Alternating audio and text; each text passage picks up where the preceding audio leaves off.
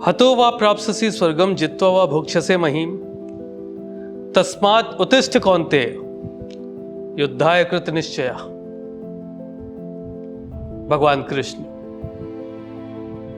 अर्जुन को धर्म युद्ध के लिए प्रेरित कर रहे हैं और ओजस्वी वाणी बोल रहे हैं। भगवान कृष्ण कहते हैं, हतो वा प्राप्स्यसि स्वर्गम, हे कुंती पुत्र, तुम यदि युद्ध में मारे जाओगे तो स्वर्ग प्राप्त करोगे और यदि जीत जाओगे तो पृथ्वी का साम्राज्य भोगोगे।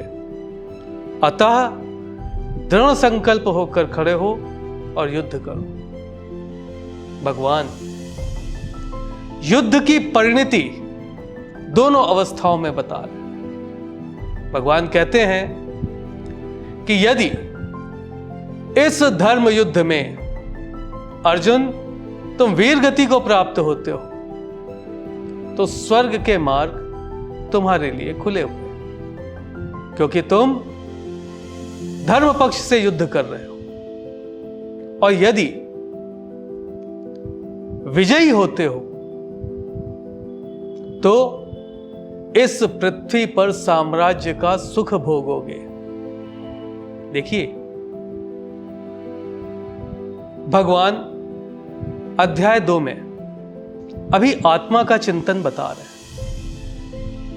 और यहां पर भगवान कृष्ण स्पष्ट कहते हैं कि सुविधा शरीर के लिए, सुख आत्मा के लिए और आनंद परमात्मा के लिए। जो ये जीवन है ये इन तीनों तत्वों का सम्मिश्रण है, देह, आत्मा और परमात्मा।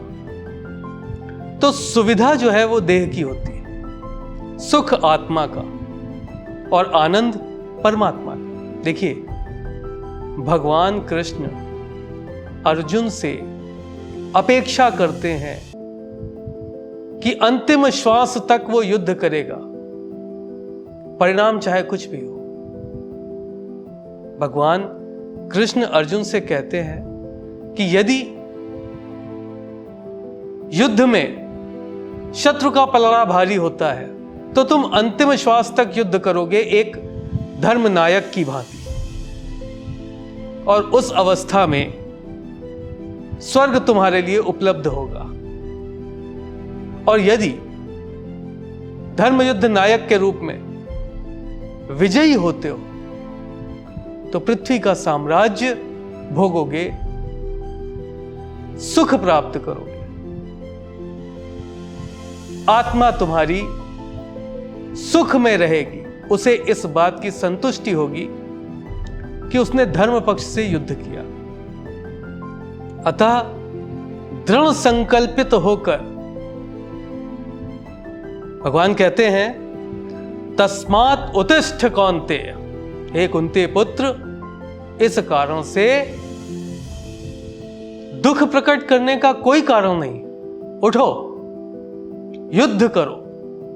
निर्देश देते हैं प्रभु कि तुम यदि धर्म पक्ष में हो तो मैं तुम्हारी हर तरह से तुम्हारे इस उद्देश्य को सार्थक बनाऊंगा। देखिए, भगवान कहते हैं कि आत्मिक सुख, संतुष्टि, देखिए, स्वर्ग की प्राप्ति ये आत्मिक सुख है। देह नहीं पहुंचती वहां, आत्मा पहुंचती है।